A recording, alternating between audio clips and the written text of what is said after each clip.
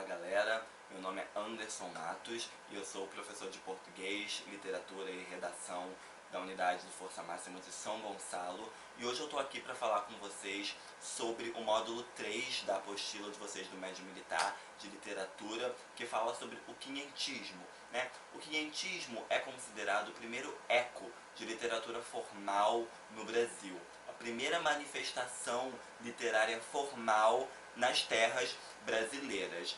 Antes de falar sobre as características quinhentistas propriamente ditas, é importante a gente fazer uma breve contextualização histórica para entender como o momento, como o contexto influenciou diretamente nessa produção literária, porque na literatura o contexto que envolve aquela produção sempre termina influenciando direta ou indiretamente na produção literária. E não foi diferente com o quinhentismo, a começar pelo nome. Por que quinhentismo? Porque foi um eco literário, foi uma manifestação literária que surgiu em 1500. E o que estava acontecendo historicamente em 1500 aqui no Brasil? A colonização.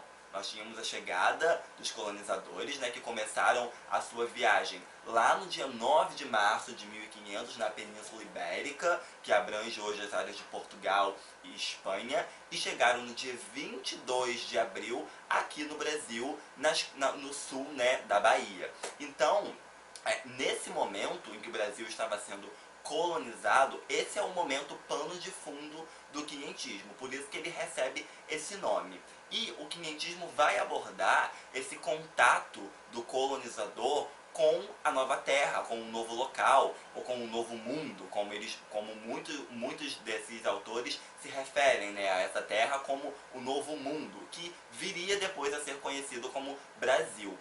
Quando esses colonizadores chegaram aqui no Brasil, eles não encontraram uma terra morta, uma terra desolada, não. Eles encontraram uma população nativa, que eram os indígenas, e uma terra com características, com configurações que eles ainda não haviam encontrado. Então, essa literatura quinhentista vai buscar descrever essa nova terra, vai buscar descrever esse novo mundo e trazer esses relatos, mostrando como que era esse novo mundo, o que eles haviam encontrado aqui nesse novo espaço a ser colonizado pela colônia portuguesa, Eu vou ler para vocês um trecho da carta de Pero Vaz de Caminha. Pero Vaz de Caminha se tornou talvez o maior escrivão das grandes navegações, E ele que escreveu uma carta relatando os detalhes sobre esse novo mundo, sobre o Brasil que havia acabado de ser descoberto pelos colonizadores. E essa carta do Pero Vaz de Caminha se tornou talvez a principal obra do quinhentismo. E eu vou ler para vocês justamente o trecho, vocês podem acompanhar aqui à esquerda de vocês, eu vou ler justamente o trecho em que o Pero Vaz de Caminha descreve pela primeira vez o momento em que a comitiva, que chegou aqui, encontrou terra, avistou terra. Isso foi escrito pelo Pero Vaz de Caminha em 1º de maio de 1500, publicado em 1º de maio de 1500. Olha só o que ele diz. Neste dia, à hora de vésperas, avistamos terra. Primeiramente um grande monte, muito alto e redondo. Depois, outras serras mais baixas, ao sul do monte. Terras com grandes árvores. Ao monte, o capitão deu o nome de Monte Pascoal, e a terra da Vera Cruz. Então, isso foi relatado pelo Pero Vaz de Caminha em 1º de maio de 1500, e narra esse primeiro momento em que os colonizadores se depararam com terra ali no sul da Bahia, que foi por onde eles chegaram, Isso aconteceu no dia 22 de abril, mas só foi relatado por ele no dia 1º de maio. Então mostra esse primeiro contato do colonizador com a terra recém-descoberta, com a terra a ser colonizada. E já que eu comecei falando do Pero Vaz de Caminha, que era um escrivão, é importante a gente tentar entender quem é que produzia esses textos, quem eram os agentes do discurso que produziam essas narrativas, esses relatos, essas descrições sobre a terra recém-descoberta, recém-encontrada. primeiros eram os escrivães, que trabalhavam, né, nas comitivas, nas navegações, e eles lidavam especificamente com a palavra. Então eram pessoas que estavam ali para escrever, para relatar tudo o que estava acontecendo durante aquela viagem, para transformar aquilo em documento histórico, com valor histórico. Então os escrivães eram os principais agentes do discurso do quinhentismo.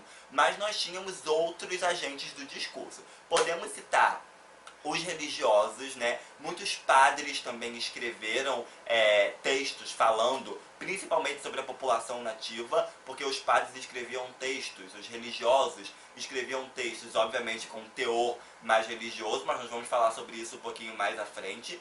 Então, por enquanto, como agentes do discurso, nós temos os escrivães, nós temos os religiosos, compostos principalmente por padres, nós também temos aventureiros, historiadores e os próprios navegadores, que também chegaram a produzir narrativas sobre a Terra recém-descoberta. Então, essas eram as pessoas que escreviam, que produziam esses textos que mais tarde viriam a ser conhecidos como textos quinhentistas, textos que fazem parte do movimento quinhentista. Esses eram os agentes do discurso do quinhentismo.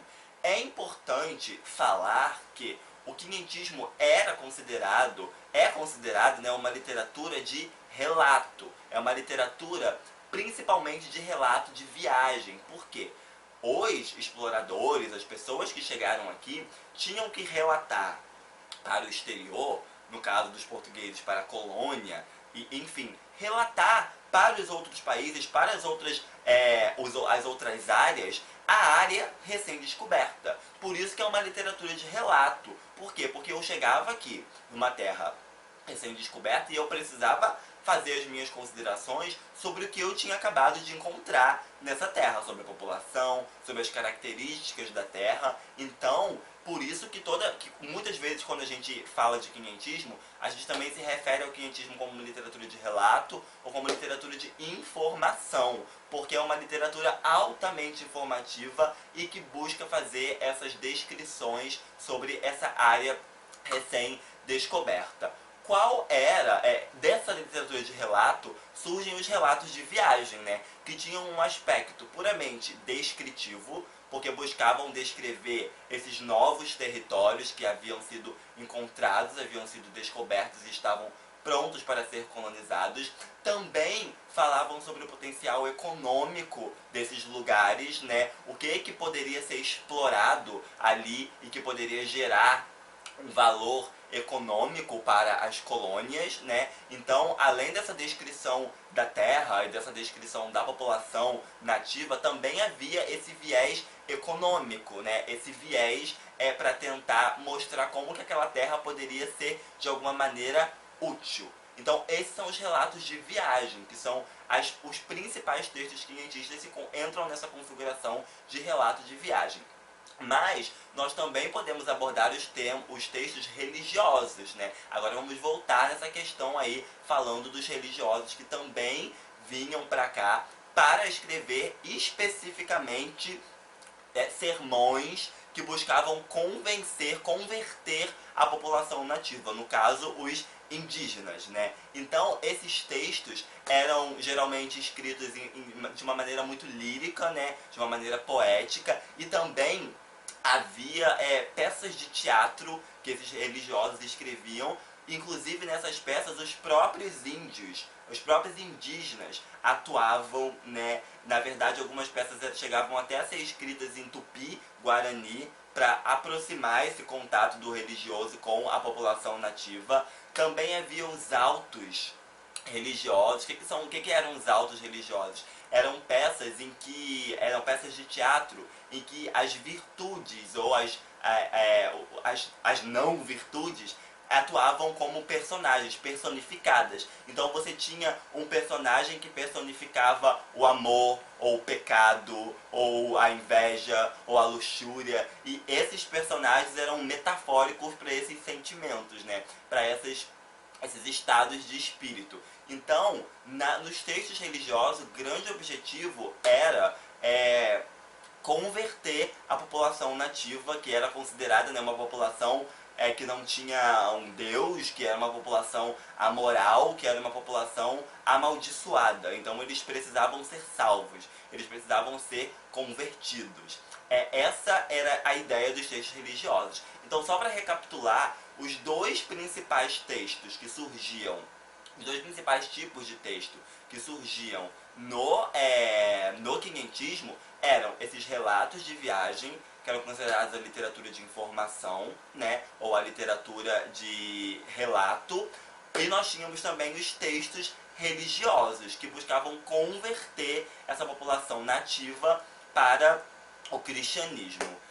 Desses dois aspectos surge a literatura de viagem e a literatura de catequese, ou que também é considerada de literatura jesuítica. E eu gostaria de ler para vocês, vocês podem acompanhar mais uma vez aqui na esquerda, dois textos, um para representar cada um. Eu vou ler primeiro um exemplo de literatura de relato chamado de Das Frutas da Terra, que foi escrita pelo Pero de Magalhães Gândavo, que também era um escrivão, e ele escreveu o tratado sobre o Brasil, que abordava todos os aspectos possíveis do Brasil, assim como Pedro Vaz de Caminha também escreveu. Então, ele vai falar nesse parágrafo que eu vou ler sobre as frutas encontradas no Brasil, especificamente sobre as bananas.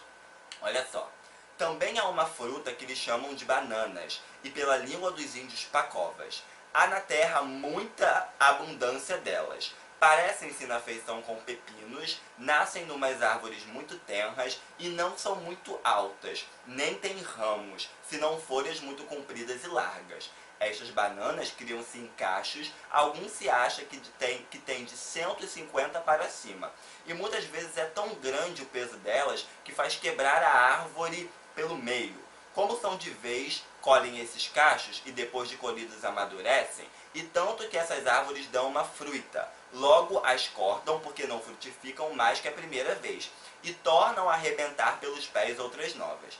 Esta é uma fruta muito saborosa e das boas que há na terra. Tem uma pele como de figo, a qual eles lançam fora quando querem comer. Então ele está dizendo sobre como a banana cresce, né, sobre os pés de banana, no caso das bananeiras, falando que geralmente tirava-se a pele, ou seja, tiravam-se as cascas das bananas antes de comer, narrando os hábitos, narrando não só essa nova fruta descoberta, mas narrando inclusive os hábitos dos indígenas ao comer essa fruta. Eles até dizem que é conhecida como banana, mas na língua dos índios chamadas de pacovas. E por que fruta? Porque também está no português arcaico, né? No português quinhentista. Então, esse é um exemplo de literatura de relato. Mostrar alguma característica dessa terra, desse novo espaço recém-descoberto, né? Um exemplo de literatura de relato.